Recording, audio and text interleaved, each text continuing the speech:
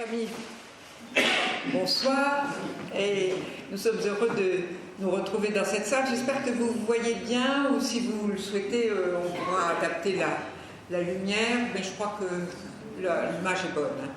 Et nous sommes très heureux d'accueillir ce soir Madame De Kuit qui a fait une thèse très originale qu'elle a soutenue en 2010 et le livre que vous pourrez vous procurer à l'issue de la conférence est de 2014 et c'est un ouvrage particulièrement intéressant pour l'histoire des sciences et des techniques et aussi pour la conception du temps.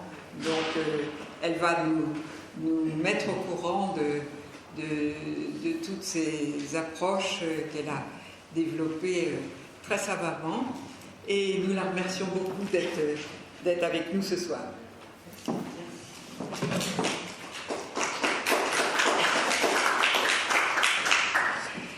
Bien, messieurs, dames, bonsoir. Si jamais vous m'entendez, si vous ne m'entendez pas assez, faites-le moi savoir. Voilà, je vais faire en sorte de parler bien dans le micro. D'abord, je vous remercie d'être venus aussi nombreux pour entendre parler des horlogers parisiens.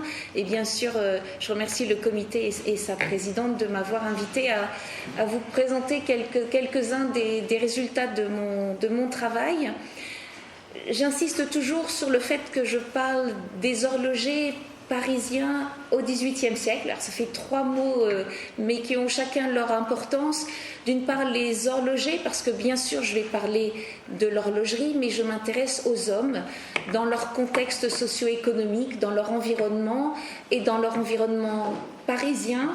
Ce qui est un petit peu plus original que de parler des horlogers suisses, vous l'avouerez, parce qu'on connaît en général beaucoup moins bien l'horlogerie parisienne.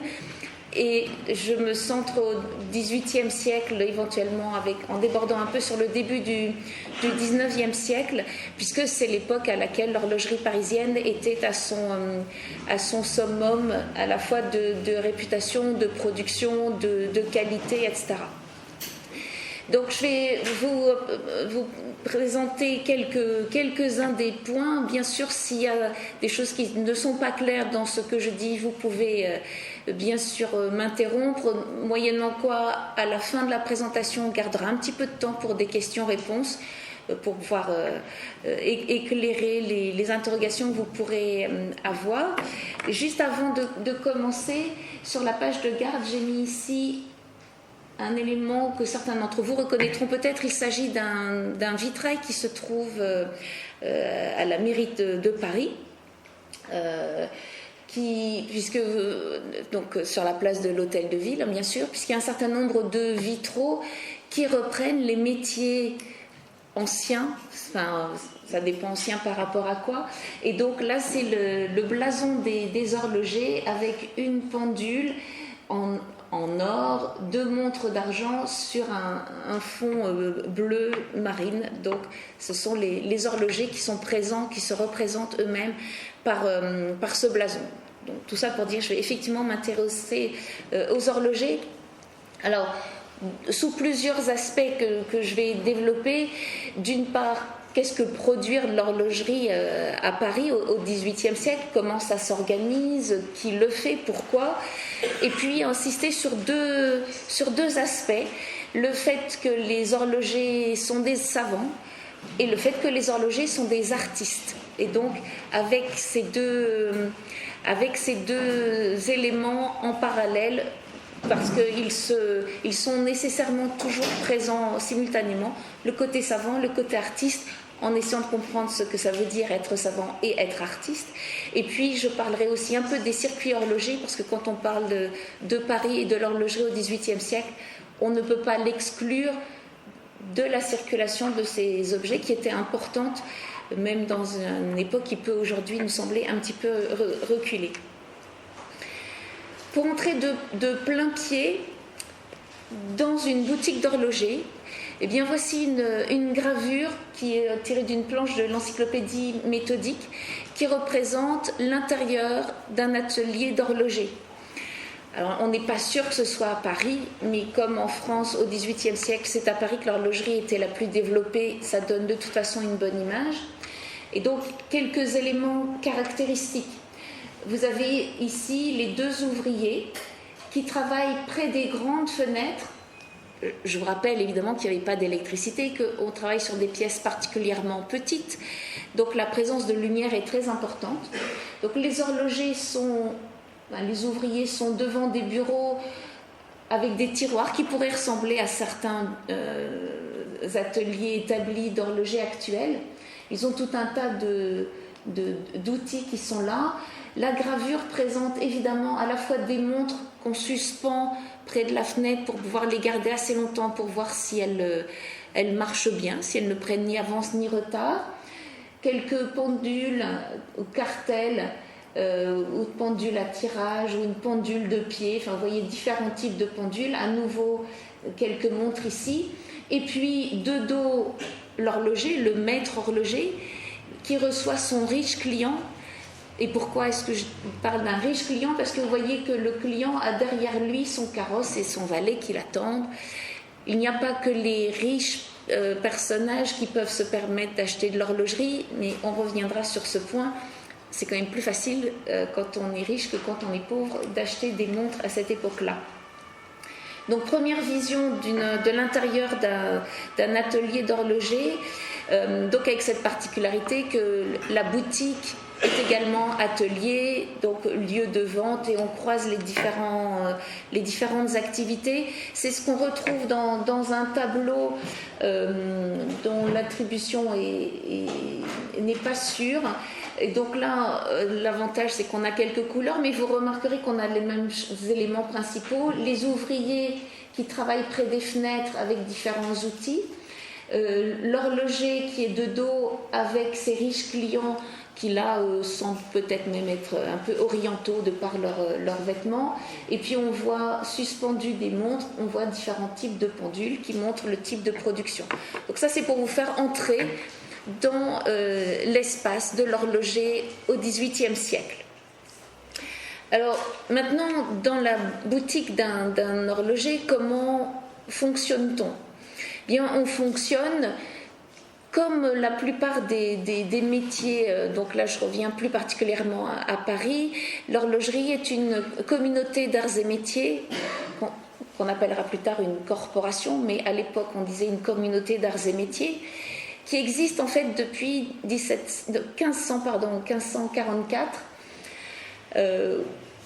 Les métiers à Paris sont consignés à partir du XIe siècle, notamment par le livre de Boileau par la suite. Les horlogers, évidemment, n'existent pas au XIe siècle, et les premières personnes à fabriquer des horloges de clocher sont en fait des serruriers, puis vont se spécialiser pour devenir vraiment horlogers. Pour pouvoir s'installer à Paris, il faut être maître horloger pour avoir le droit d'ouvrir une boutique sur la rue. Seuls les maîtres sont autorisés à ouvrir une boutique et à commercer en leur propre nom. Sinon, ce sont des ouvriers qui travaillent sous le nom de leur maître.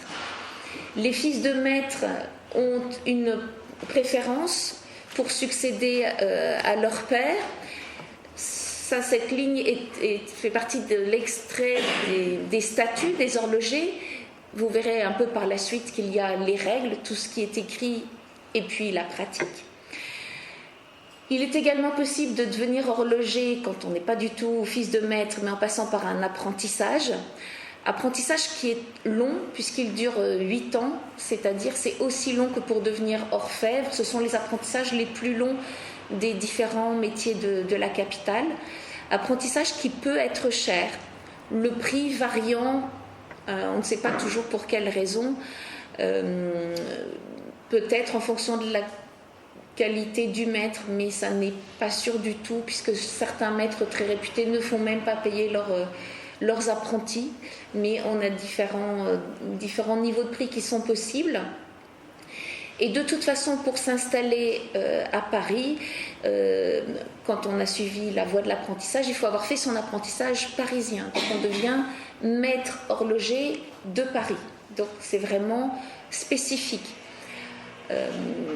un Lyonnais, un maître horloger lyonnais ne peut pas s'installer à Paris. Mais bon, Paris étant Paris, un maître horloger parisien peut s'installer à Lyon. Évidemment, il peut s'installer partout dans le territoire. Mais donc il y a une sorte de préservation de la qualité d'horloger parisien. Autre spécificité du métier d'horloger, il n'y a pas d'obligation de compagnonnage. Vous savez, ces notions de Tour de France, etc., ça n'existe pas pour les horlogers. Ils peuvent bien sûr voyager, et ils voyagent, mais il n'y a aucune obligation de cet ordre. Je viens de vous parler des maîtres horlogers. Donc les maîtres, je ne vais pas rentrer dans les détails, mais les maîtres encadrent dans leur boutique des ouvriers qui portent différents noms. Le compagnon, c'est un ouvrier qui est formé, qui est payé pour travailler pour le maître, qui parfois attend de devenir maître lui-même, mais a besoin pour cela d'acheter une maîtrise qui est assez chère. Donc il faut souvent qu'il travaille quelques années pour ça. L'apprenti, on l'a vu, c'est celui qui est en train d'apprendre le métier, qui espère devenir compagnon puis maître.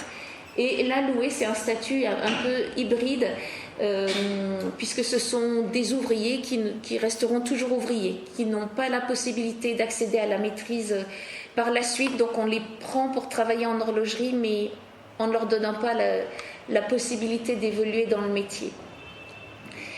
Alors, je vais vous montrer maintenant un certain nombre de chiffres, de statistiques assez rapidement.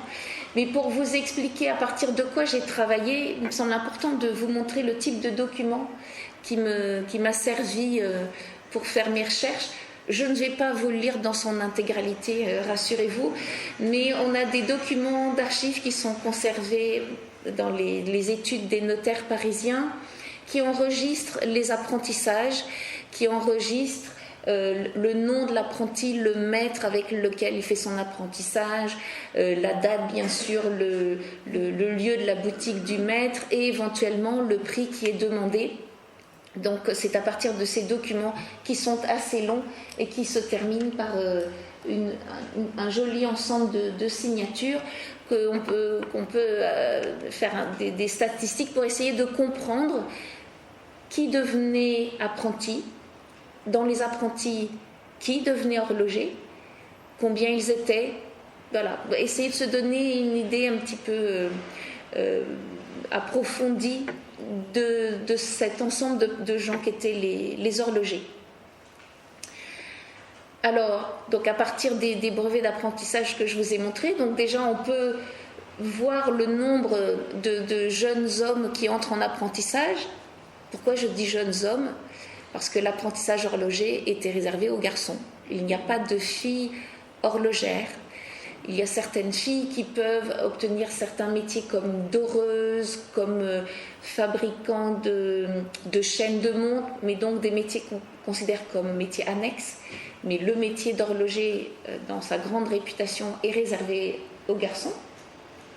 Donc on peut voir qu'en gros, en moyenne, ils sont environ entre 10 et 15 par an à s'inscrire, à se faire reconnaître par un brevet d'apprentissage. Et voyons maintenant combien deviennent horlogers, puisque finalement ce sont eux qui vont pouvoir donc installer leur boutique. J'ai dit tout à l'heure, il est plus facile pour un fils de maître de devenir maître. Ça, c'est ce qui est écrit dans les textes. Effectivement, ça coûte moins cher d'acheter une maîtrise quand on est fils de maître que quand on est apprenti. Néanmoins, si là je vous ai fait une étude entre 1750 et 1775, alors les couleurs ne sont sans doute pas très claires telles qu'elles sont projetées, mais les barres se succèdent. Donc en bas, on a les fils de maître. Au-dessus, la deuxième couleur, ce sont les apprentis, puis les trinitaires et les arrêts du conseil. Je vous ai déjà parlé des fils de maître et des apprentis, ça se comprend bien. Les trinitaires, ce sont des personnes qui entrent à côté des règles par une dérogation venant de la Trinité, qui est considéré comme un organisme de charité qui autorise des jeunes garçons qui n'ont pas les moyens à accéder à un métier en n'entrant pas dans un apprentissage standard. Donc il y en a 2 par an maximum, mais il y en a quand même quasiment tous les ans 2 qui arrivent par ce biais de charité. Et puis, alors ce que j'ai appelé là les arrêts du conseil. Bien, les arrêts du conseil, ce sont les exceptions.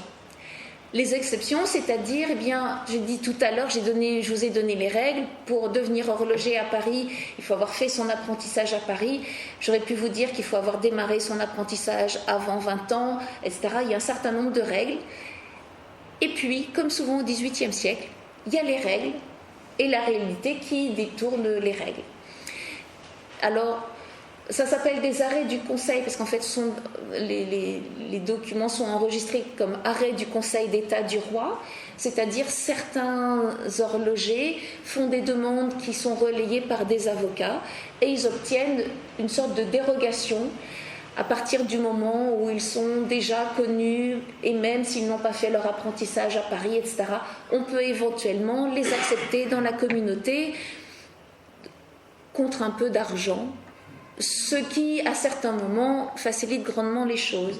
À certains moments, par exemple, là, en 1770, vous voyez, j'ai une grande barre, parce que j'ai 45 horlogers qui vont entrer comme ça par dérogation. On est à la fin, près, on va dire, de la guerre de 7 ans. Il n'y a plus du tout d'argent dans les caisses de l'État. Et l'État incite les communautés, pas seulement les horlogers, mais toutes les communautés de métiers. Alors quand je dis incite, c'est-à-dire en fait les taxes très fortement, et leur dire si vous voulez récupérer de l'argent, vous avez le droit de faire entrer des nouvelles personnes, donc de sortir des numerus clausus qui étaient imposés, vous avez le droit d'aller au-delà, vous faites payer plus, vous gardez un peu d'argent et vous nous en donnez beaucoup. Et donc ça permet de faire rentrer de l'argent dans les caisses de l'État. Et donc toutes les belles règles qu'on a établies auparavant, finalement, partent en fumée dès lors qu'on a besoin d'argent. Je ne ferai aucun commentaire sur des situations qui ne sont pas du XVIIIe siècle, bien entendu. Donc là, ça vous permet de voir dans l'écoulement du temps ce que ça donne. Sur tout l'ensemble de cette période, si je regroupe... Donc entre 1750 et 1775, les fils de maître sont un peu moins de 30%. Donc c'est peut-être plus facile pour eux, mais ils ne sont pas si nombreux que ça. Les apprentis sont à peu près un quart, donc c'est un vrai moyen d'entrer dans le métier.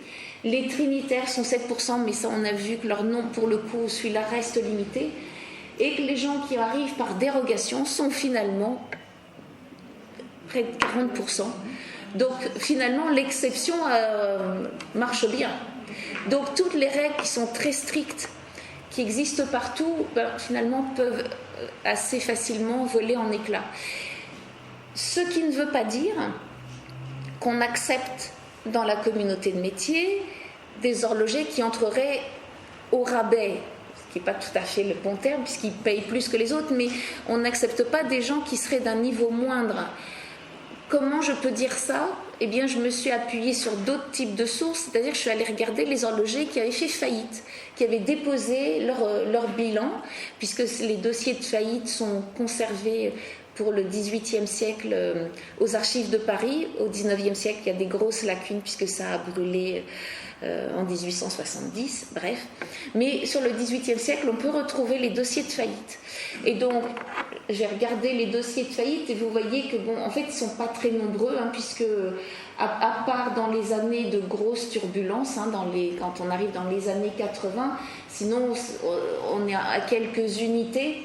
À partir de 90, là, les chiffres ne sont plus forcément très valables parce que je pense que les gens avaient d'autres priorités que d'enregistrer leur dossier de faillite dans les règles auprès des tribunaux. Et pour voir qui avait fait faillite, j'ai fait des rapprochements entre la façon d'accéder à la maîtrise d'horloger et les faillites. Donc juste un petit rappel, non pas un rappel, d'abord les faillites, les fils de maître 28%, arrêt du Conseil d'État 43, Trinitaire 3, apprentissage 26. Donc, petit rappel avec l'autre dessin, vous voyez que finalement, il n'y a pas une catégorie qui dépose plus son bilan que les autres. Donc, ce qui me permet de dire que finalement, en termes de qualité, ou au moins de qualité commerciale, puisque c'est la qualité commerciale qu'enregistre, ou le défaut de qualité commerciale qu'enregistre la faillite, finalement, quel que soit le mode d'accession à la maîtrise, finalement, les échecs sont à peu près les mêmes. Donc voilà, pour vous dresser un tableau rapide de comment on devient horloger au XVIIIe siècle. Alors, ils étaient... Donc, normalement, le numerus clausus, qu'on ne doit pas toucher, était à 72 quand il a été établi au XVIIe siècle. Alors, de façon étrange, dans les textes, il n'a jamais été modifié. Il n'y a jamais eu de texte qui disait « nous modifions le numerus clausus ». En revanche, j'ai retrouvé des enregistrements officiels de la communauté de l'ensemble de leurs membres. Et donc là, il suffit de compter. Et en 1760, dans les années 70-73, ils sont autour de 380. Vous voyez que les 72 horlogers sont bien loin. Et dans les années 1780-86, ils sont au-delà de 400. Pour la demande par rapport à ça. La demande, vous voulez dire des... Ça, c'est l'offre. En fait, il y a une chose assez simple, c'est que, en tout cas de mon point de vue, c'est qu'à partir du moment où ils ne font pas faillite, c'est donc qu'ils réussissent à commercer. C'était quand même un produit de luxe. C'est un produit de luxe. On va le voir un petit peu plus loin dans la présentation. Donc, ces horlogers, donc j'ai fait deux pôles sur le côté savant et le côté artiste. Néanmoins, avant d'entrer dans la catégorie savant, tous les horlogers ne sont pas savants, tous les horlogers ne sont pas artistes, parce que, bien entendu, et là je reviens à nouveau aux illustrations de l'encyclopédie, dans l'atelier, on peut avoir des petites mains qui travaillent à fabriquer des ressorts. Là, on est sur la fabrication de ressorts sur les lames. Vous voyez tous les outils qui sont bien détaillés. Alors, j'ai fait un gros plan sur le personnage qui fait chauffer la lame d'acier pour pouvoir la transformer en ressort spirale. Donc là, on a affaire à des petites mains. On ne parle pas d'artistes à ce niveau-là. Pour donner une autre vision, une femme qui s'appelle la veuve des Bourget, le fait qu'elle soit veuve n'est pas anodin, puisque pour qu'une femme puisse travailler en son nom propre, il était plus facile d'être veuve, sinon elle dépendait éminemment de son mari. Donc la veuve des Bourget a établi un certain registre pour demander des subventions à l'État pour pouvoir établir des manufactures d'horlogerie. Elle a fait différentes demandes de subventions qui n'ont jamais vraiment abouti, et les manufactures à Paris ne se sont jamais vraiment installées. Mais ce qui m'intéresse ici, c'est qu'elle a détaillé les ouvriers qu'elle voudrait embaucher. Et donc dans ces ouvriers, en fait, vous avez là tout un ensemble de spécialités qui concourent à fabriquer des montres ou des pendules ou des horloges ou différents types. Et certains correspondent à du travail de petites mains. On n'est pas là dans le grand horloger savant. Quand on a des faiseurs... Alors, vous inquiétez pas, j'ai repris l'orthographe de l'époque. Donc, c'est pas moi qui, tout d'un coup, me suis trompée en écrivant ressort. C'était écrit comme ça de même qu'emboîteur, puisque le boîte, ça s'écrivait normalement avec OE. C'est l'orthographe de l'époque. Donc vous avez par exemple des polisseurs, des graveurs. Alors les coques et les rosettes sont des petites pièces à l'intérieur des montres, des polisseurs en acier, des faiseuses de chaînes de montres. Vous voyez, on est là dans les petits éléments, et donc chacun était très spécialisé, ce qui permettait d'aboutir à une qualité d'exécution particulièrement importante. Mais il est évident que le faiseur d'aiguilles d'or ne peut pas vraiment être considéré comme un horloger. Donc lui, c'est un des ouvriers. Donc lui contribuent à la fabrication de l'horlogerie. Et donc, les faiseurs d'aiguilles d'or n'entrent pas dans les 400 personnes que j'ai dénommées tout à l'heure, puisque les 400 et quelques personnes, ce sont des maîtres horlogers, titulaires de leur maîtrise. Au passage, petit clin d'œil quand même à propos des femmes, parce que ce serait dommage de ne pas en parler. Il y a certaines spécialités, donc là je vous ai mis carrément la copie du document, de spécialités qui sont féminines. Donc que ce soit des polisseuses, on trouve beaucoup de polisseuses, polisseuses pour les guillochages, polisseuses pour les outils, donc des faiseuses de rosage, des faiseuses de pièces particulières. Dès qu'on a quelque chose d'extrêmement minutieux, on fait appel à de la main-d'œuvre féminine, qui accessoirement est moins chère que la main-d'œuvre masculine, donc ce qui arrange tout le monde. Mais elles sont effectivement présentes. Alors je vous ai expliqué tout à l'heure qu'elles ne sont jamais maîtresses horlogères, du moins tant que les communautés de métiers existent dans leur structure standard jusqu'en 1776. Alors, ça n'empêche que donc les horlogers peuvent être des savants. Ben, une fois que j'ai dit ça, comment je sais qu'un horloger est un savant ? C'est une bonne question à se poser. Une des façons de s'interroger sur ce point, c'est de regarder les inventions qui sont approuvées par l'Académie des sciences. Donc sur ce diagramme, j'ai représenté l'ensemble des inventions par année, puisque dans tous les ans, il y a le compte-rendu de l'Académie des sciences, et à la fin, on trouve les inventions qui ont été approuvées. Et donc, je les ai simplement comptées. Donc, l'ensemble des inventions, et en bas, j'ai mis le total des inventions horlogères.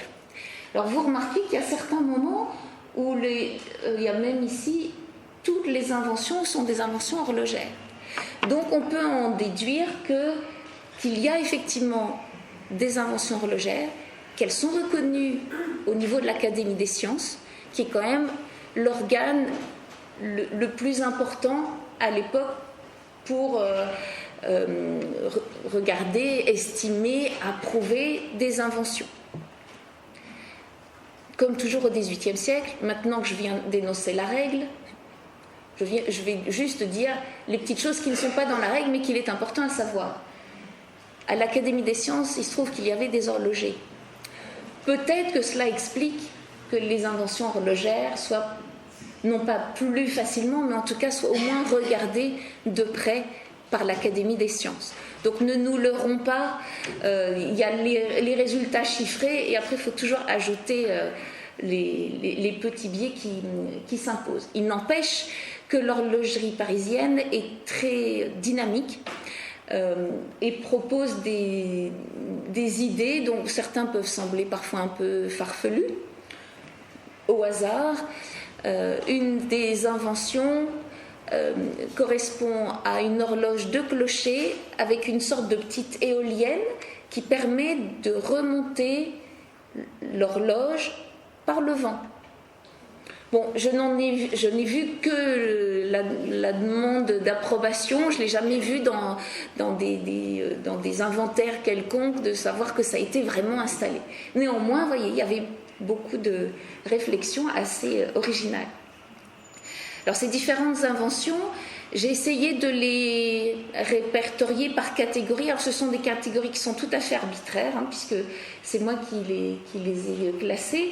Alors j'ai fait bien sûr une catégorie justesse, mais certaines inventions ne sont pas liées à l'augmentation de la justesse, mais ça fait partie quand même de la recherche du XVIIIe siècle. J'ai une autre catégorie simplicité. Et c'est là où on voit que c'est mon propre arbitraire, puisqu'en fait la simplicité concourt souvent à la justesse. C'est-à-dire moins il y a de pièces dans une montre, moins il y a de risques que la pièce fasse défaut, évidemment. Donc plus le système est simple, plus il a des chances d'être juste. La corrélation n'est pas directe, mais il peut y avoir un lien. Il y a ensuite des critères purement esthétiques, c'est-à-dire que parfois des inventions concernent principalement le cadran, ou l'affichage, ou le fait de mettre des bougies derrière le cadran pour pouvoir voir de nuit, enfin des tas d'inventions de ce genre. Et puis des nouveautés, des nouveaux types de chiffres, des différents éléments.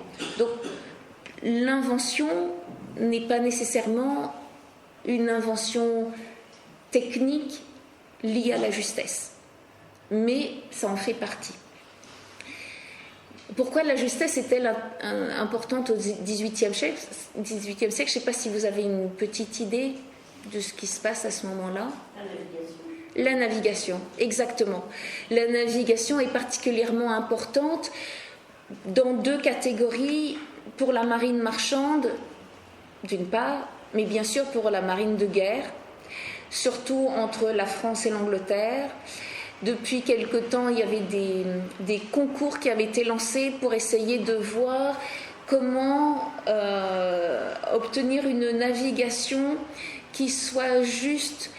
En fait, l'idée est simple, c'est que si entre l'Europe et les Amériques, disons, si on se trompait de 200-300 km, en fait, on était en France ou en Angleterre, ça peut ne pas avoir tout à fait le même résultat. Donc, le calcul des longitudes, exactement, parce que la latitude se calcule facilement avec les étoiles, la longitude c'est plus compliqué. Donc l'idée c'était d'avoir des instruments qui permettent de garder une référence horaire fixe, donc le midi par exemple, entre l'endroit d'où l'on part et de pouvoir faire la comparaison avec l'endroit d'où l'on est. Puisque vous savez, quand on va par exemple vers les États-Unis, il y a le décalage horaire, etc. Donc à partir de ce moment-là, on peut calculer la longitude. Et l'idée, c'était d'avoir un instrument qui permette de ne pas dévier de plus d'une toute petite poignée de secondes en à peu près 40 jours. Pourquoi 40 jours ? C'était le temps d'aller aux États-Unis. Et alors, je ne vais pas beaucoup parler de Harrison parce que c'est un Anglais qui a obtenu le prix, puisque c'est lui qui a construit les premières montres qui ont permis, montres, des grosses choses, qui ont permis d'avoir ce calcul de longitude. Mais en France, on avait aussi des horlogers qui s'intéressaient à ce genre de choses, avec des horloges marines, par exemple. Il y en a une, puis il y en a plusieurs d'ailleurs, au musée des Arts et Métiers, il y en a évidemment au musée de la Marine. Et parmi les grands noms, on retrouve Berthoud au XVIIIe siècle. Un petit peu plus tard, il y aura Moinet, d'autres horlogers qui se sont lancés. Berthoud Ferdinand et son fils, son neveu ensuite Louis. Donc là, vous voyez qu'on est dans un instrument qui est assez loin d'une montre, qui doit résister au tangage, au lit, aux variations d'hygrométrie, à la salinité, aux variations de température, etc. Qui faisaient des horlogers des hommes à la pointe de la technologie. Parce que ce qu'ils fabriquaient, notamment pour des horloges marines, devaient faire appel à un certain nombre de technologies de pointe, si on peut dire ça comme ça, sur le travail des métaux, les résistances des matières, les ressorts, les amortisseurs, les huiles, les engrenages, tout un tas de choses. Donc c'est en ce sens-là qu'on peut dire que les horlogers, ou du moins certains parmi les horlogers, étaient effectivement des savants. Il était donc important de savoir l'heure pour savoir se situer en mer. Nous, aujourd'hui, on aime bien savoir l'heure pour savoir l'heure, pour savoir où on en est, pour savoir se synchroniser. À ce moment-là, il y avait quand même une façon de se repérer qui était le midi. Et comment on pouvait se repérer et régler sa montre, sa pendule, c'était par exemple avec le canon qui a été réinstallé dans le jardin du Palais Royal, avec un système de loupe, etc. Il y avait un petit coup du canon qui indiquait midi pile. Ce qui permettait de remettre sa montre au midi solaire. Jusque-là, tout va bien.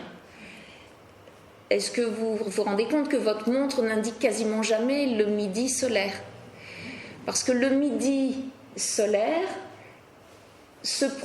deux midis solaires d'affilée ne se succèdent pas à 24 heures pile d'intervalle. C'est 24 heures et ça peut aller jusqu'à plus ou moins un quart d'heure, puisque les phénomènes de la nature sont tels qu'on n'a pas de régularité pile. Ce qui fait que, quand on s'intéresse à la question du temps, au XVIIIe siècle, à nouveau, mettre sa montre au midi pile solaire tous les jours, effectivement, il faut le refaire tous les jours. Parce que ça change d'un jour sur l'autre. Donc même si votre montre fait exactement pile 24 heures, 0 minutes, 0 secondes, il faudra la décaler. Cela dit, ça se calcule, ces décalages. On a donc à ce moment-là des jolies tables d'équations qui permettent de calculer en fonction du jour de l'année la variation entre le midi heure solaire, qui est l'heure légale, et le midi des montres et des pendules. On arrive là dans une complication à laquelle on n'est plus du tout habitué, parce que si on veut avoir par exemple une pendule qui suit l'heure légale, il faut qu'elle suive l'heure solaire. Et donc il faut qu'elle ne tourne plus complètement rond. Et il faut qu'elle tourne avec des formes un petit peu bizarres là. Vous voyez là cette forme-là, cette espèce de cacahuète, enfin, je ne sais pas trop comment l'appeler, qui permet de gérer ce qu'on appelle l'équation du temps, c'est-à-dire la différence entre le midi heure solaire et le midi heure des montres. Donc on arrive à des objets qui sont assez remarquables, mais qui du coup deviennent d'une complication extraordinaire, parce que l'heure légale est l'heure solaire. Donc pour pouvoir mettre au point ce genre de pièce-là, qui permet de faire l'équation, il faut effectivement être un grand savant. Ce qui, de nos jours, ne sert absolument plus à rien. C'est très joli, mais de nos jours, notre heure légale n'est plus du tout l'heure solaire depuis le début du 19e siècle. Donc, la technicité des horlogers, vous voyez, quand on se pose la question du temps, de la technique, de qu'est-ce qu'on fait, pourquoi, vous voyez que quand on se décale de quelques siècles en arrière, on voit que l'approche de la technicité, de l'heure juste, de l'heure légale n'est pas tout à fait la même que celle qu'on a aujourd'hui. Je ne retire quand même pas que certains horlogers sont de grands savants, ne serait-ce que pour pouvoir réussir à faire ça. Mais les horlogers sont aussi des artistes. Alors artistes, à nouveau, petite parenthèse, je me situe au XVIIIe siècle, et le thème artiste au XVIIIe siècle n'a pas la même signification qu'aujourd'hui. Au XVIIIe siècle, on appelle un artiste une sorte d'artisan qui fabrique des choses qui sont très précises, quelqu'un qui est au fait de l'art de son métier, puisqu'on a des communautés d'arts et métiers. Quand on parle de l'état de l'art, par exemple, on est artiste dans ce sens-là. On n'est pas encore avec les artistes romantiques du 19e siècle, qui sont les artistes échevelés, mélancoliques, etc. Un artiste au 18e siècle, c'est quelqu'un qui fabrique un objet dans les règles de l'art, mais des objets de luxe, en ce qui concerne l'horlogerie dans la plupart du temps. Comment se rendre compte que les objets sont de luxe ? On va revenir au prix tout à l'heure, mais il y a un autre élément que j'ai trouvé intéressant, qui était de voir où on trouvait les horlogers dans la ville. À partir de leurs adresses, alors évidemment, il n'y a pas de numéro dans les rues, donc quand j'ai fait tout un trait sur toute la rue, c'est simplement que je ne sais pas forcément où se trouve l'horloger dans la rue, mais j'ai représenté les rues dans lesquelles on trouvait le plus d'horlogers. Alors, le summum du summum, en fait, c'est sur la place Dauphine, qui est une petite place, sur laquelle se retrouvaient rassemblés les plus grands noms, les Breguet, les Berthoud. Et donc voilà, après, rue Saint-Honoré, rue Saint-Denis, rue Saint-Martin. Or, si on fait une comparaison avec l'endroit où se trouvent les métiers du luxe, que sont les merciers, les tapissiers, les orfèvres, etc. Bien, alors évidemment, ils sont plus nombreux, donc il y en a plus, mais on retrouve aussi la place Dauphine, la rue Saint-Denis, la rue Saint-Martin, la rue Saint-Honoré, la rue Dauphine. Donc vous voyez qu'on a une proximité de ces métiers. J'aurais peut-être dû préciser que les limites que j'ai données à la ville ici, bien sûr, je suis au XVIIIe siècle, je ne prends donc pas les limites de Paris actuelles, puisque vous savez que l'équivalent des 20 arrondissements date de 1860. Donc là, je suis dans le cœur de Paris, puisque avant c'était les faubourgs qui n'étaient pas intégrés dans la ville. Mais même en prenant donc le cœur, pour faire simple, l'équivalent des 12 premiers arrondissements à la louche actuelle, on est vraiment très centré au cœur de Paris. Donc, premier indice pour une fabrication de luxe parce que le commerçant va se mettre là où il a des chances de trouver un acheteur qui viendra dans sa boutique, ou mieux encore, un acheteur qui ne sera pas trop loin de sa boutique puisqu'il ira lui-même présenter ses objets dans l'hôtel particulier chez la personne qui voudra acheter. Quels objets ? Eh bien, par exemple, des montres sur châtelaine. Donc, alors évidemment, quand on présente des montres comme ça, on présente toujours le dos de la montre, le cadran est de l'autre côté, mais la partie plus luxueuse, c'est le dos. Alors, je présente d'emblée des châtelaines. Est-ce que vous avez une idée de pourquoi je présente des châtelaines dès que je parle de montres ? Est-ce que vous savez comment on portait une montre au XVIIIe siècle ? Alors, vous êtes plutôt au XIXe siècle dans vos différentes approches, parce qu'en fait, au XVIIIe siècle, on les porte à la ceinture, justement, pendant par des châtelaines, et souvent par deux, parce que vous savez, au XVIIIe siècle, on aime bien ce qui est symétrique, donc parfois on porte deux montres, pas pour corriger l'une sur l'autre, mais c'est parce que c'est plus joli d'en avoir deux.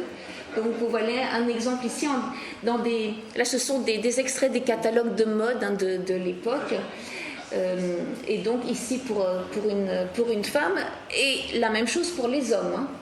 Donc ici et là. Alors on pourrait se dire, mais est-on bien sûr que les petites choses qui pendrouillent là ce sont des montres ? Eh bien oui, pourquoi je suis sûre ? C'est parce que j'ai lu tout le descriptif de la gravure de mode qui détaille le chapeau, le costume, etc. et les montres qui sont suspendues, et donc qui sont suspendues par ces fameuses châtelaines. Donc le summum, c'est quand même d'avoir la châtelaine et la montre assortie. On n'a évidemment pas que des montres, on a bien sûr des pendules, avec l'habitude esthétique qui est d'avoir une forme triangulaire. Donc très souvent, on a un motif qui permet d'avoir cette notion triangulaire. Et ces pendules, on les trouve également dans les intérieurs. Et là, on a des témoins grâce aux peintures, bien sûr, avec ce tableau de Boucher qui présente beaucoup d'innovations. Innovation n'est peut-être pas le terme. Beaucoup de nouveautés dans la façon de vivre au XVIIIe siècle, c'est-à-dire l'enfant avec un jouet, l'enfant qui prend une place qui devient importante, c'est-à-dire les chocolatières, les théières et les ensembles à thé et à café, puisque les consommations de toutes ces boissons exotiques explosent au XVIIIe siècle, et du coup, la vaisselle qui va avec. Il y a eu dernièrement d'ailleurs une exposition au musée Cognac-G sur café, thé, chocolat, justement au XVIIIe siècle. Et parmi tous ces éléments, évidemment, moi ce qui m'intéresse là-haut, c'est le cartel. On ne peut pas présenter un intérieur, on va dire bourgeois du XVIIIe siècle, avec les différentes nouveautés dans l'air du temps, sans avoir un objet qui permet d'afficher le temps. Intérieur bourgeois, évidemment. Quand on monte dans la hiérarchie, chez Madame de Pompadour, c'est encore plus fort. Je vous passe tous les tableaux royaux des princes, etc., qui présentent des pendules. Celle-ci, en fait, la particularité de cette pendule, c'est qu'en fait, c'est une pendule qui surmonte une bibliothèque qui, ici, se reflète dans le miroir. Donc en fait, on est dans des jeux de représentation, de réflexion de ce qu'on veut montrer sans montrer, etc.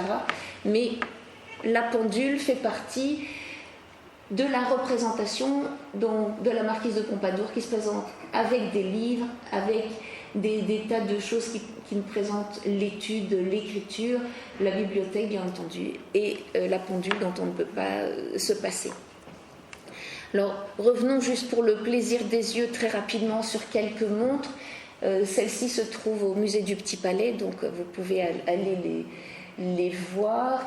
Donc, montres du XVIIIe siècle en émaux peints qui reprennent éventuellement des tableaux avec des boîtes de montres qui s'ouvrent et qui sont toutes très, très décorées. On va avoir un changement de style qui va arriver un peu ensuite à partir, notamment avec les montres de Breguet qui seront beaucoup plus simples, qui seront guillochées par exemple et avec beaucoup moins d'émaux, de peinture, etc. Alors venons-en au prix. Au prix et à qui achète ces montres. Donc, à partir d'un livre de commerce, donc là ce ne sont pas des élucubrations, c'est la recopie de qui a acheté quoi, pour un horloger tout à fait quelconque. Achille René Thévenot n'est pas spécialement connu, il se trouve qu'il a déposé son bilan, donc c'est comme ça que j'ai pu retrouver ses papiers, mais ça n'est pas un horloger particulièrement réputé. Mais il vend à la fois des montres d'or, des montres d'argent, des montres de cuivre qui présentent l'avantage pour l'acheteur d'être moins cher. Des montres de hasard, c'est-à-dire d'occasion, puisqu'on appelait les objets d'occasion, on les appelait de hasard, qui permettent de faire baisser encore le prix, hasard argent, hasard cuivre, mais également des pendules et des réveils. Donc vous voyez que dans sa boutique, dans son fonds de commerce, il avait des objets qui allaient de, en gros, 240, 250 livres pièces pour des montres jusqu'à un minimum de 18 livres pour une montre en cuivre. Alors cette montre en cuivre, elle a fort peu de chances de se retrouver dans un musée. Donc les montres qu'on voit dans les musées, ce sont effectivement uniquement les objets de luxe, parce que les autres ont été perdus ou égarés ou abîmés, et comme la valeur marchande était beaucoup moindre, on ne les a pas gardés. Donc encore un biais sur l'idée qu'on a de l'horlogerie du XVIIIe siècle. Celle que l'on connaît aujourd'hui, c'est uniquement celle du haut de gamme, mais il y en avait qui étaient moins chères. Et puis à côté, donc les pendules, en fait, sur des pendules, on peut avoir n'importe quel prix, ça dépend du type de décoration de la pendule, bien sûr. Alors je vous ai mis des prix en livres, je ne sais pas si vous êtes très familier avec les livres tournois. Alors, on me demande parfois combien ça fait en euros une livre. Je ne peux pas vous répondre. Pour une question toute simple, c'est que avec 1 euro aujourd'hui, on va acheter du pain, mais ça va être une baguette de pain. On va acheter une montre, mais ça peut être une Swatch comme la mienne. On va prendre les transports en commun qui n'avaient rien à voir. Donc on n'a pas de panier de comparaison qui soit simple. Donc moi j'ai pris d'autres comparaisons. Des prix que j'ai trouvés dans des inventaires après décès à des époques très communes, enfin similaires, pour avoir une idée. Donc par exemple, le prix d'une montre en or, c'est à peu près le prix d'un bœuf de boucherie. Je ne dis pas que quelqu'un qui achète un bœuf de boucherie va acheter une montre, mais dans les inventaires à la même époque, on est dans le même ordre de grandeur de prix. C'est aussi le prix d'un cabriolet doublé de velours d'Utrecht. Une montre émaillée, là on est dans la belle montre, c'est la location d'un carrosse au mois. C'est aussi l'équivalent de 2 juments de 7 ans, ou une diligence à l'anglaise. Une montre d'argent qui coûte évidemment moins cher, c'est quand même l'équivalent de 5 moutons. Alors peut-être pour mieux se rendre compte, 80 kg de viande de bonne qualité, ou 50 litres de vin. Alors je précise dans les environs de Paris, c'est-à-dire de l'autre côté de l'octroi sans taxe. Et pareil dans les guinguettes, à peu près 300 repas. Donc c'est là qu'on se rend compte qu'une montre d'argent n'est pas forcément à la portée de toutes les bourses, puisque l'équivalent de 300 repas dans une guinguette, bien des personnes dans Paris auraient aimé pouvoir se payer de temps en temps un repas dans une guinguette. Donc ça permet de mieux se rendre compte de la valeur des choses sans pour autant pouvoir faire une comparaison avec des prix actuels, ce qui est très anachronique. Donc voilà pour donner une idée donc de ce que j'ai appelé les horlogers artistes en tant que fabricants d'objets qui peuvent aller jusqu'au luxe. Mais ces objets circulent. On a une circulation horlogère importante. D'abord parce que quand on regarde, toujours pareil, dans les différents documents, comment on achète ou comment on vend une montre, une pendule, etc., on se rend compte. Alors ne cherchez pas à comprendre le dessin, le but du jeu, c'est de montrer que ça base de partout à partout. C'est-à-dire que les horlogers fabriquent et vendent, mais rachètent d'occasion des choses qu'ils ont déjà vendues. Il y a des revendeurs qui sont spécialisés, qui vendent à différentes catégories de personnes, du neuf, de l'occasion. Il y a aussi du don, puisque un maître offre facilement comme récompense à un serviteur une montre, ce qui permet que les objets passent d'une catégorie sociale à une autre. Sans oublier qu'il y a évidemment des vols, parce qu'une montre, ça se vole facilement. C'est parti dans les registres de police des objets qui sont les plus volés avec les mouchoirs de poche. Il y a aussi du troc, parce que quand on veut suivre la mode, on échange une montre avec une autre, ou encore plus souvent une pendule avec une autre pendule, avec les goûts qui évoluent, etc.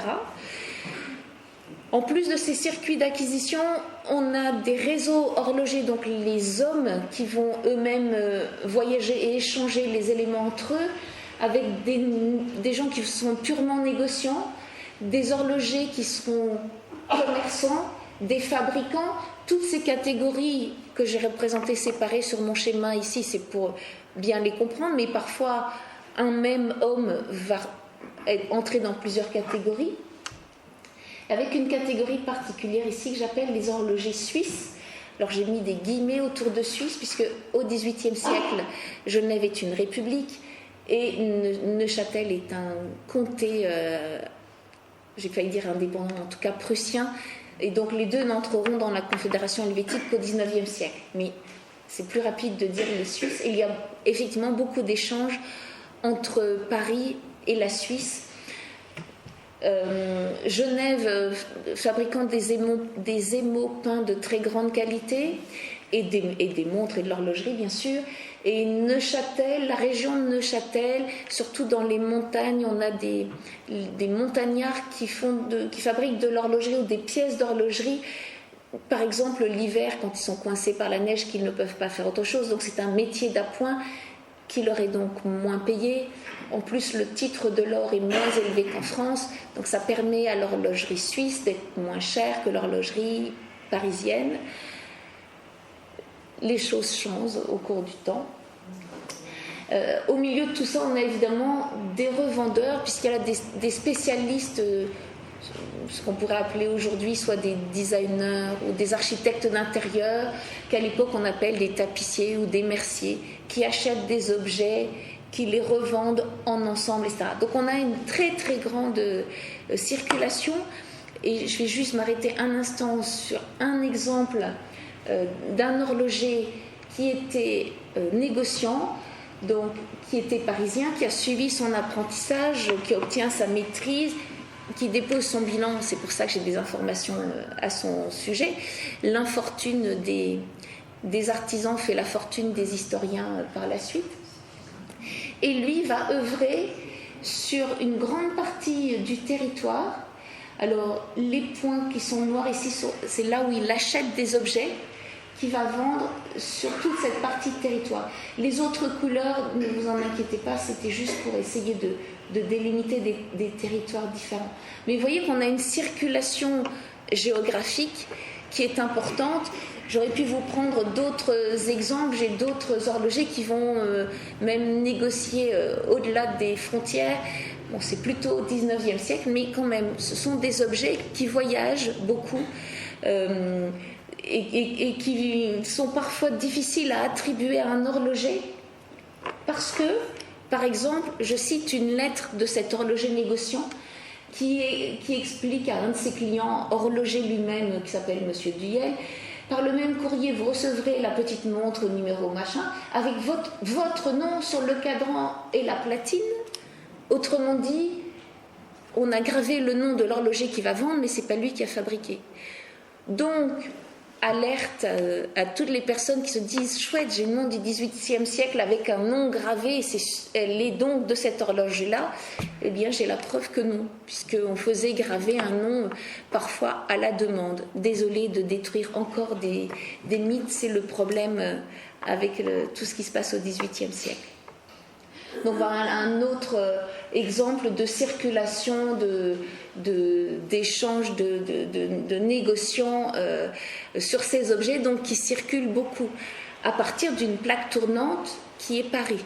Donc vous voyez que, en m'intéressant aux horlogers parisiens, dans leur spécificité, notamment vis-à-vis des horlogers suisses, bien finalement, on en arrive à regarder tout ce qui se passe au niveau français, puisque Paris est à ce moment-là, fin du XVIIIe siècle notamment, le plus grand centre horloger en France.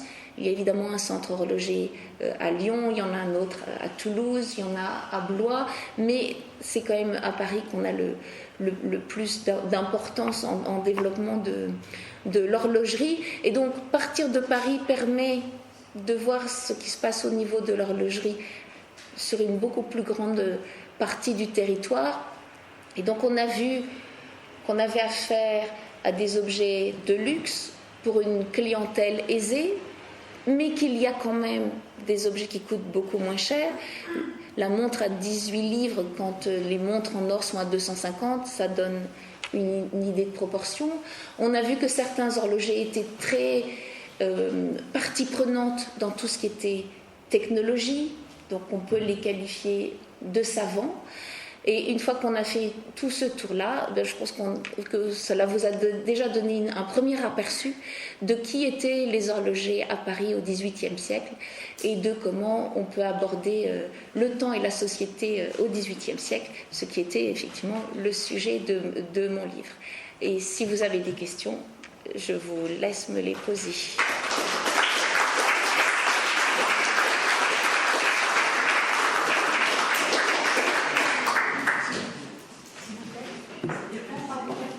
Il y a un micro si vous voulez. Madame.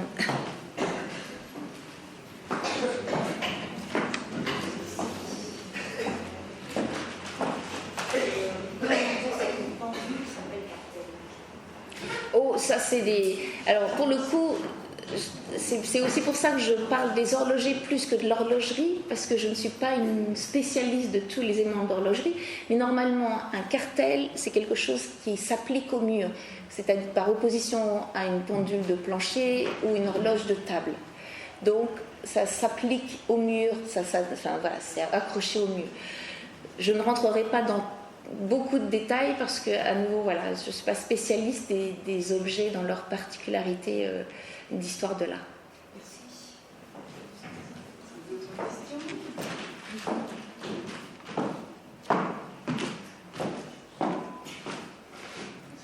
Vous avez parlé des inventions qui étaient soumises à l'Académie. Est-ce que c'était sa notoriété et être reconnu comme un très bon horloger? Est-ce que c'était, à l'époque, il n'y avait pas encore des marques et des copyrights, je pense à Gilles Plassin, ou bien est-ce que c'était pour faire profiter l'ensemble de la corporation des nouveautés? Alors, il y a plusieurs points. Effectivement, les brevets n'existeront qu'à partir de la Révolution française. Donc, effectivement, les horlogers, à partir de 1791, vont commencer à déposer des brevets, mais vous avez raison, ça n'existe pas. Il n'y a pas de copyright au XVIIIe siècle. Ça permet effectivement les deux choses que vous avez mentionnées. Une reconnaissance, parce que les horlogers, je l'ai dit, sont des gens qui sont quand même à la pointe des techniques, mais si on reprend la société du XVIIIe siècle, on a l'aristocratie et le peuple.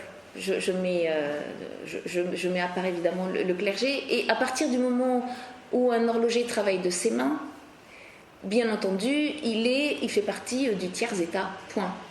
Donc, il ne pourra jamais rivaliser avec une personne titrée de quelque façon que ce soit.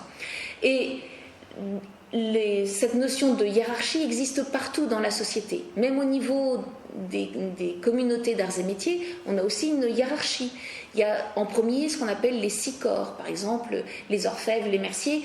Quand il y a une entrée royale dans la ville, les 6 métiers considérés comme les plus importants peuvent suivre le roi de très près. Les autres doivent être plus loin. Vous voyez, chaque élément de la vie quotidienne est réglé par ces notions de hiérarchie, de qui se trouve au-dessus ou en dessous de l'autre, par rapport à une appartenance à un ensemble.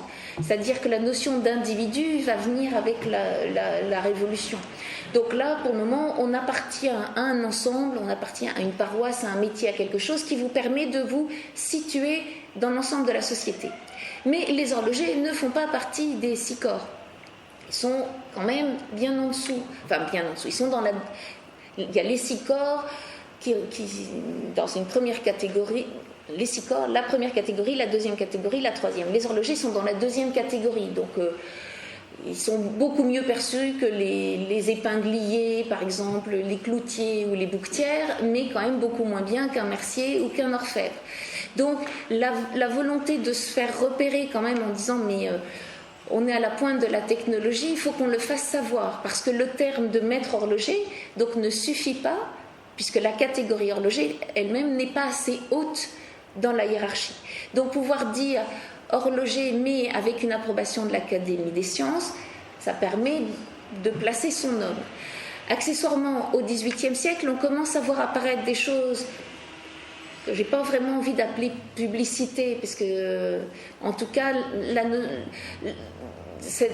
on est quand même un petit peu dans cette idée-là, avec l'apparition d'almanachs qui vont devenir des annuaires, des choses comme ça, où on répertorie les différents commerces, et donc chacun essaye de se montrer sous son meilleur jour, et de dire qu'on est installé, par exemple, sur la place Dauphine, déjà ça place son homme, et qu'en plus on a une approbation de l'Académie des sciences, c'est pas mal. Si on a aussi été reconnu par le roi, donc quand on est horloger du roi, c'est bien aussi. Enfin voilà, ça fait partie des petits stratagèmes pour se faire reconnaître. Ce qui n'empêche, vous avez également totalement raison, le XVIIIe siècle, siècle des Lumières, veut quand même propager le savoir à un maximum de gens. C'est l'esprit de l'encyclopédie, etc. Alors, à nouveau, ça c'est la théorie. Et dans la pratique, on a un horloger qui s'appelle Berthoud, Ferdinand Berthoud, qui lui va être membre de l'Académie, qui va obtenir la Légion d'honneur par la suite, enfin qui se positionne bien partout, qui dans un de ses livres explique que c'est important qu'il y ait tous les dessins techniques pour que tout le monde puisse s'enrichir, progresser dans la connaissance. Et dans une note de bas de page, j'ai trouvé quelque chose qui m'a beaucoup fait rire. C'est quand même pas normal qu'on le copie lui, parce que c'est quand même lui qui a inventé telle et telle chose. Donc vous voyez, on a à la fois cette volonté de propager les choses, surtout quand c'est celle des autres. Berthoud va essayer d'aller espionner Harrison, par exemple. Donc voilà, on est dans toute l'ambiguïté du XVIIIe siècle, effectivement, à la fois de faire savoir, pour que le savoir se partage, parce que c'est important, pour obtenir une reconnaissance des arts et métiers. C'est aussi un des buts de l'encyclopédie, hein, c'est de valoriser, et à nouveau, le fait que Diderot soit fils de coutelier n'est sans doute pas complètement innocent, enfin, à chaque fois il y a des petits biais de cet ordre-là. Donc il y a la volonté de propager les choses, tout en se faisant reconnaître comme étant la personne qui a pu mettre son nom sur telle et telle chose. Les deux coexistent effectivement en parallèle. Est-ce que dans toute l'Europe et alentour, il fallait aussi, c'était autant réglementé, il fallait avoir les examens pour, je peux parler d'examens, des compétences reconnues officiellement pour s'installer? Ou est-ce que c'était typiquement français? Alors, ça n'est pas typiquement français. En revanche, la notion d'examen, c'est pas tout à fait ça, puisqu'effectivement, il faut présenter un chef-d'œuvre. Mais le chef-d'œuvre, certains horlogers s'en plaignent eux-mêmes. Et le chef-d'œuvre, il évolue pas assez vite, puisque la technique évolue vite. Et du coup, certains horlogers disent ouais, finalement, la pendule à réveil qu'on demande de faire en chef-d'œuvre, ça suffit pas. Parfois, il est plus difficile d'avoir l'argent pour payer la maîtrise que de fabriquer le chef-d'œuvre. Mais ça n'empêche qu'il y a quand même une reconnaissance technique. Alors après, par exemple, dans la région de Neuchâtel, il y a une personne qui s'appelle Estelle Fallet qui a fait toute l'étude de l'accession à la maîtrise. C'est effectivement beaucoup plus souple qu'en France, mais néanmoins, il y a quand même cette notion de maîtrise qui existe. À Londres aussi, alors c'est jamais exactement pareil, hein, chaque pays a un peu ses particularités, mais tant qu'on est au XVIIIe siècle, c'est quand même... cette notion de structure et de hiérarchie est assez européenne en fait, n'est pas particulière à la France. Après, il y a des détails qui sont spécifiques, encore plus particuliers à Paris même qu'au reste de la France, mais la notion de hiérarchie est quand même très, très répandue dans tous les pays d'Europe. Moi j'ai deux questions. La première, pourquoi la région du Jura a été en pointe et est toujours en pointe par rapport à l'horlogerie. Et une deuxième un peu plus technique. Les les horloges qui sont encore à Versailles et qui fonctionnent, y a-t-il eu un problème au moment de la Révolution et des changements de calendrier? Oui. Alors je vais répondre à vos deux questions. Parce qu'en fait, ce sont des points que je n'ai pas mentionnés pour ne pas étirer démesurément, mais vous avez raison, ce sont des points importants. Alors, la progression du Jura, alors s'il n'y a pas de géographe dans la salle, personne ne m'en voudra, le Jura français, ce qui est une dénomination qui n'est pas une dénomination géographique, mais du coup tout le monde comprend ce que je veux dire, c'est-à-dire la partie qui n'est pas suisse en fait. Hein. Le développement du Jura va se faire à partir des années 1770, par l'installation, entre autres, de Japy, qui va avoir différents déboires, déménager à plusieurs moments, et qui va installer une manufacture pour fabriquer des pièces détachées. Et pourquoi s'installe-t-il là? Parce qu'il y a justement la proximité avec la Suisse au sens comté de Neuchâtel, et que donc il va y avoir des passages d'un côté et de l'autre de la frontière au gré des évolutions politiques, positives ou négatives, du fait qu'effectivement dans les régions de montagne ça pouvait être un métier d'appoint pour certaines personnes, ce qui permet que ce soit moins cher, et donc Japy dans les années 70, après 1700, dans les années 1780-90, mais je vends plus du côté de Besançon, donc là transfuge de la Suisse, et effectivement on va avoir une installation là parce qu'on aura des compétences qui vont se faire petit à petit, et à partir du moment où il y a cette fabrication de pièces détachées sans volonté de fabriquer du haut de gamme, parce que les Parisiens disent qu'il faut fabriquer du haut de gamme et veulent se spécialiser dans le haut de gamme, eh bien on va pouvoir avoir un développement à ce niveau-là.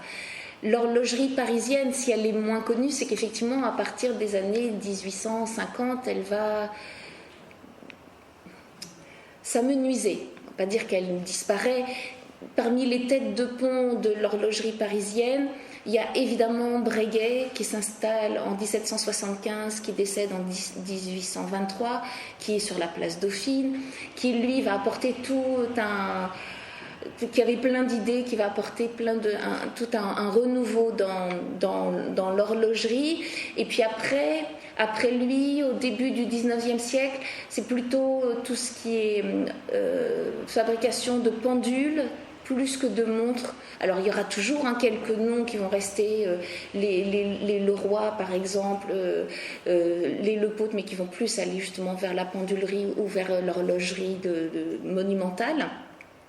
Mais en fait, à partir de 1850, en gros, quand on regarde par exemple les chiffres de commerce international, on voit que ce sont plutôt les pendules parisiennes qui s'exportent et les montres qui s'importent. Et dans les pendules, c'est grâce à l'art des bronziers. Ce qui fait que très souvent à partir de la moitié du 19e siècle, quand on dit c'est une pendule de, c'est le nom du bronzier et le nom de l'horloger a disparu. Donc voilà pour une première approche sur votre première question. Et alors sur votre deuxième question, je chausse mes lunettes. Alors parce que j'ai gardé quelques petits éléments. Alors bon, ça c'était pour la place Dauphine, artistes et artisans. Et voilà, par exemple, les impacts de la Révolution française. Parce qu'effectivement, il y a eu changement du calendrier, ça tout le monde le sait. Mais dans la lancée de la décimalisation, puisque l'idée du calendrier, c'était de faire table rase du passé, de démarrer un nouveau temps, donc à partir du moment où on change la façon de compter les années, on ne pourra pas revenir en arrière, etc. Et du coup, sur la lancée de la décimalisation, pourquoi ne pas décimaliser l'or, après tout? Finalement, l'or sort un petit peu du cadran, si j'ose dire, puisqu'elle n'est pas décimale. Donc, il y a eu des recherches qui ont été faites par les horlogers. Il y a eu un concours qui a été lancé pour trouver la meilleure façon de produire des montres et des pendules décimales. Ça a duré 2 ans. Au bout de 2 ans, ils ont dit en fait, finalement, pour le moment, non. Parce qu'il y avait des contraintes technologique de fabrication de roues dentées, puisqu'à partir du moment où on change le nombre d'heures, il faut faire progresser l'aiguille pas tout à fait à la même vitesse, qu'ils se sont rendus compte que le seul marché qui pourrait éventuellement acheter des montres et des pendules, c'est le marché français. Donc dans un des alinéas, il disait bon, on arrête pour le moment, mais dès que l'Europe aura été conquise par les idées révolutionnaires et que tout le monde sera décimalisé, là on pourra décimaliser à nouveau l'heure. Voilà, finalement, comme quoi les notions économiques rattrapent toujours les grandes idées. Et puis il y a une notion qui n'est pas forcément évoquée clairement, mais qui, moi, si j'ose dire, m'a sauté aux oreilles. C'est-à-dire que le point de repère dans le temps au XVIIIe siècle, le point de repère le plus classique, c'était effectivement l'oreille, c'est-à-dire les cloches des clochers qui donnaient l'heure. Alors, comment on peut en être sûr de ça ? Eh bien, c'est simplement que quand les notaires établissent des actes, ils enregistrent l'acte le tel jour à telle heure sonné. Et donc on a vaqué à un inventaire après décès de telle heure sonnée à telle heure sonnée. C'est la formulation juridique. Même si ce n'était pas l'heure sonnée qu'il avait fait, ça n'empêche, c'est comme ça que ça s'écrit. Donc ça veut dire que le repère temporel est un repère auditif. Une fois qu'on a compris ça, on sait qu'on a donc un coup toutes les heures, donc 24 fois par jour, avec éventuellement des coups tous les quarts d'heure, et donc on peut se repérer avec ça. Maintenant, la décimalisation de l'heure, ça veut dire quoi ? Ça veut dire qu'un jour est divisé en 10 heures.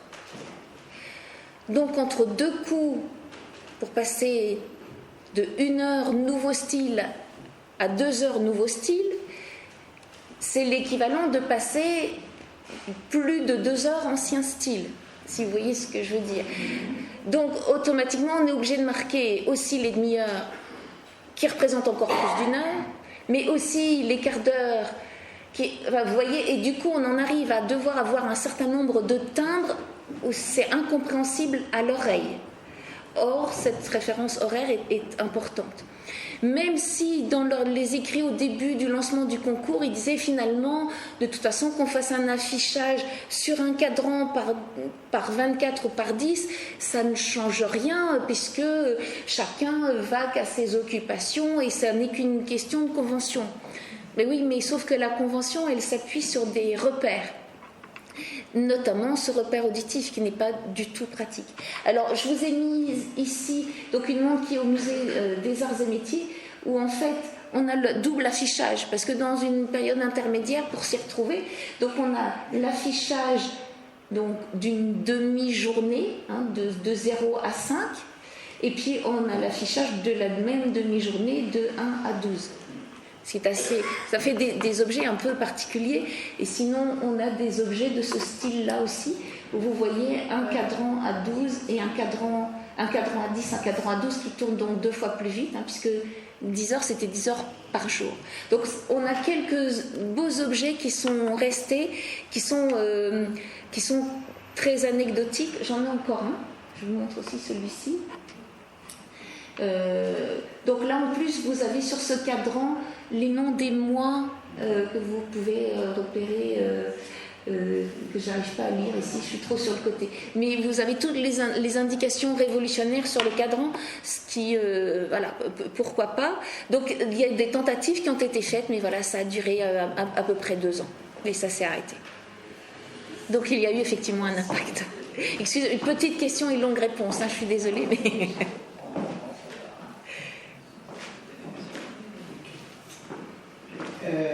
est-ce que vous pouvez nous dire quelque chose de l'état actuel du marché de ces objets ? Est-ce qu'il y en a sur le marché, beaucoup, pas beaucoup, dans quel type de configuration, de prix ?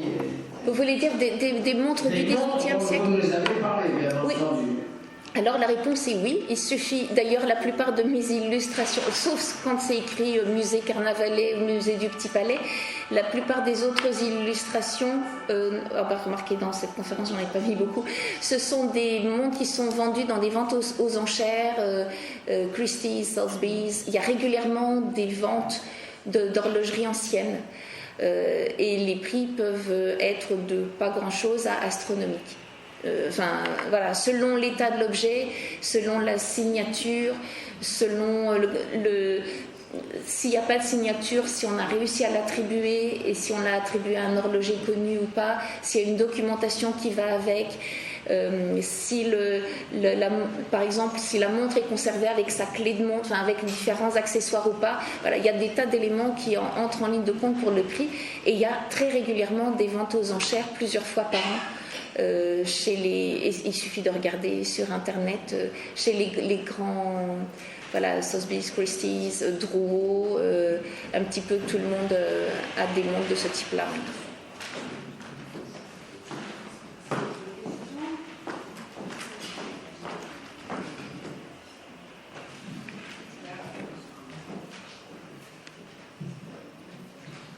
Est-ce qu'on a une idée de la production de cette époque? Je vous remercie d'avoir posé la question. C'est une des questions que je me suis moi-même longtemps posée. Et si je ne l'ai pas indiqué dans la présentation, c'est que les résultats ne sont pas très probants. Pour une raison simple, c'est qu'on n'a évidemment pas de statistiques globales de la production. Donc, j'ai glissé tout à l'heure, par exemple, on a quelques notions d'importation et d'exportation, mais ça ne suffit pas pour avoir des notions de production. La seule chose que j'ai essayé de faire, moi, c'est à partir de quelques grandes maisons qui, elles, ont gardé des livres, de voir combien de montres elles produisaient. Sachant que, par exemple, une maison comme Breguet, qui fait intervenir des sous-traitants, enfin, qui est une grande maison, et qui, selon les années, produit de quelques petites dizaines de montres, 20, 30 montres, jusqu'à 200 montres par an. Donc ça dépend des années. Alors évidemment, en plus, Breguet, au milieu, là, il y a la Révolution, ce qui n'aide pas trop, hein, bien entendu. Surtout qu'à la Révolution, les objets considérés comme luxueux, on n'était plus censé les vendre, mais en fait, ils se vendaient encore très bien. Toujours la règle et la réalité. Donc les grands ateliers, voilà, sont en général dans des productions, on va dire, entre 50 et 100 montres par an. C'est assez peu, donc on n'a pas de manufacture en France, en tout cas pas à Paris, puisque donc ça va venir justement dans le Jura. C'est aussi une des explications qui font que le prix reste assez élevé et que la concurrence va venir effectivement d'autres pays, par exemple la Suisse, enfin, la région de Neuchâtel, parce que la production se fait en atelier dans des petites quantités en fait. Mais la production globale est difficile à estimer. En revanche, pour la présence d'objets, elle est importante parce que les montres et les pendules se réparent, qu'elles ont une assez grande durée de vie. J'ai même trouvé dans une archive un horloger qui se plaint de certaines montres vraiment de pacotille qui durent à peine 40 ans. Pour vous dire que l'idée c'était que ça devait vraiment durer longtemps. Ce sont des objets donc que l'on lègue, que l'on transmet, que l'on donne, et donc on a une propagation effectivement dans la société parce que l'objet dure. On n'est pas du tout dans un objet de consommation au sens j'achète et je jette. Ça ne se jette pas une montre. Et d'ailleurs, à part depuis la fin du XXe siècle, sinon une montre ça se jetait pas, ça se conservait. Donc on a même si la production annuelle n'est pas très importante, on a en fait une augmentation du volume parce qu'on ne jette pas la production de l'année précédente. Mais vous donnez un chiffre précis, j'ai beaucoup cherché et je n'ai pas trouvé de chiffre précis, je n'ai que des estimations. Excusez-moi, mais je me demandais si vous avez une idée de la situation au XVIIe siècle. C'était réservé à la hiérarchie. Alors, au XVIIe siècle, il y a plein d'autres questions qui se posent. Alors, effectivement, ça n'est pas ma période de spécialité, mais j'ai quand même effectivement quelques idées sur la question. D'abord, au XVIIe siècle, on parlait assez peu de Paris en matière d'horlogerie. D'abord, à la fin du XVIIe et au début du XVIIIe siècle, même si ça me fait mal au cœur, les Anglais étaient prépondérants par rapport aux Français. Je suis triste, mais il faut quand même le reconnaître. Ils avaient pris de l'avance, notamment en termes d'invention, d'émulation. En fait, on manquait un petit peu de figures de proue en France. À part un qui ressort, qui est Julien Leroy, qui ensuite a eu des fils qui ont tous été connus, Pierre Leroy, enfin, entre un académicien des sciences, entre un géographe, un médecin de l'Académie de médecine, enfin bref, c'était une famille assez importante. Donc Julien Leroy, qui était de la région de Blois, qui était un centre horloger qui était plus important. Il y avait une autre question qu'il faut se poser à propos de l'horlogerie du XVIIe siècle. C'est pareil, ça dépend où vous vous placez dans le XVIIe siècle, parce que l'horlogerie du début du XVIIe siècle est plutôt décorative qu'autre chose. Tant que Huygens n'est pas passé par là, qui a inventé le ressort spiral, je ne vais pas rentrer dans les considérations technologiques, mais des éléments qui ont permis de gagner beaucoup en justesse. Sinon, par exemple, au XVIIe siècle, une montre pouvait varier d'1 heure par jour, quoi, en termes de justesse. C'était vraiment un objet décoratif. Il y en a au Louvre, des montres du XVIe siècle, parfois en forme de crâne ou en cristaux taillés. Enfin, c'est des objets qui sont très intéressants pour leur allure, pour montrer que le temps passe, parce que ça bouge, donc ça montre que le temps passe, mais pas forcément pour indiquer l'heure. Donc, les inventions de Huygens arrivent à toute fin du XVIIe siècle, on est dans les années 1690, il y a plusieurs inventions successives sur le ressort spiral, les différents éléments qui vont contribuer à ça va être un saut technologique, comme on ne disait pas à l'époque, pour améliorer beaucoup la justesse.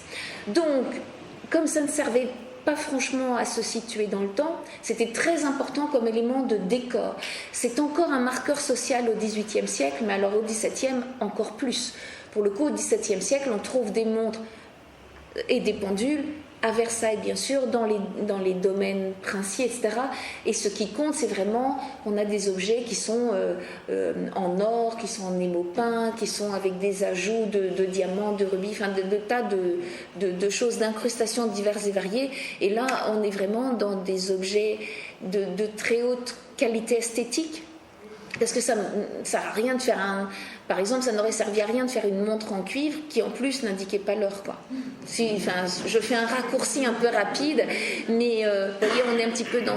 Alors, s'il y avait des spécialistes de l'horlogerie du XVIIe siècle, ils seraient sans doute plus mesurés dans leurs propos que moi, mais la progression de la justesse a été extraordinaire au XVIIIe siècle, puisque entre donc les années 1680-90 de l'invention de Huygens et donc les années 1770 où on a des montres qui peuvent atteindre un niveau de précision tel qui ne sera dépassé que par les montres à quartz, donc un siècle plus tard. Donc en moins d'un siècle, on a une progression phénoménale. Une fois que j'ai dit ça, vous me connaissez, le biais. Quel est ce biais ? Le biais, c'est que Harrison, qui peut remporter son prix pour sa montre qui permet de traverser l'Atlantique, je viens de dire pour sa montre, c'est-à-dire un exemplaire unique. Ce qui va se passer au cours du XIXe siècle, c'est que la qualité globale va monter, c'est-à-dire qu'au lieu d'avoir 1 ou 2 pièces d'exception qui sont particulièrement robustes et justes, on va avoir de plus en plus de montres et de pendules qui seront robustes et justes. Donc, au lieu d'avoir une progression de qualité sur un seul objet, la progression de qualité, on ne va pas aller forcément plus loin en justesse, mais sur un plus grand volume d'objets. Donc ce point-là est à prendre en compte, parce que j'ai essayé de compter les horloges marines dans la marine marchande, en voyant les achats faits par Louis XV et Louis XVI. Toute fin du XVIIIe siècle, et on peut le faire aussi au tout début du XIXe siècle, en fait, on est dans des achats qui sont de l'ordre d'une dizaine, d'une vingtaine par an. Donc on commence par équiper la marine de guerre, et la marine marchande s'équipe ensuite. Donc vous voyez, c'est pas parce qu'on a résolu, on dit toujours, oui, le problème de la longitude a été résolu. Ben oui, par une montre qu'on n'a pas su refabriquer derrière. Enfin, vous voyez, on a d'un côté le prototype, et de l'autre côté la généralisation de l'objet. Et ça, c'est le XIXe siècle qui va l'apporter. Donc autant la perfection technique, l'accession à la justesse se fait au XVIIIe siècle, mais en exemplaire unique, et la généralisation peut se faire au XIXe siècle. Donc c'est deux aspects très différents. Puisque l'interchangeabilité des pièces, tout ça, ça va se passer qu'au XIXe siècle, ça n'existe pas au XVIIIe. Il y a encore une question, madame? Cette question en voyant votre nom. Le sous-multiple, ça s'appelle une minute. Pardon? Le sous-multiple s'appelle une minute encore, au moment de la Révolution. Parce que je vois que c'est marqué jusqu'à 100. Oui. 100 minutes. Oui, parce ils ont gardé le terme. C'est pour ça que je parle d'heure, ancien style et nouveau style, parce qu'ils ont gardé heure, minute. On va mettre une conclusion un peu plus longue. Oui, de toute façon, ils ont pas. Enfin, ça n'est pas sorti du domaine vraiment des horlogers. Enfin, il n'y a pas eu il y a quelques exemplaires. Ça, pour le coup, si jamais il y a des montres décimales qui sont en vente, alors celles-là, elles valent très cher parce qu'il y en a très peu. Si nous avons posé l'ensemble des questions, nous allons maintenant passer à la dédicace du livre de Madame de Puig pour les personnes qui souhaitent acquérir son livre, dont je suis.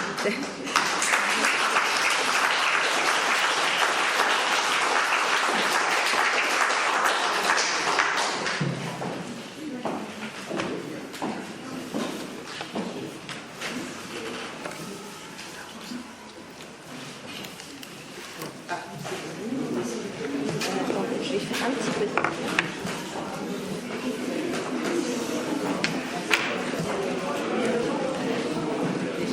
Madame, il doit me le dédicacer et je vous le fais tout de suite après. Oui, sinon il y a un moyen simple pour l'ouvrir, c'est d'aller chercher par ici. C'est les endroits où il y a une faiblesse dans le plastique. Sinon on passe des heures à ouvrir.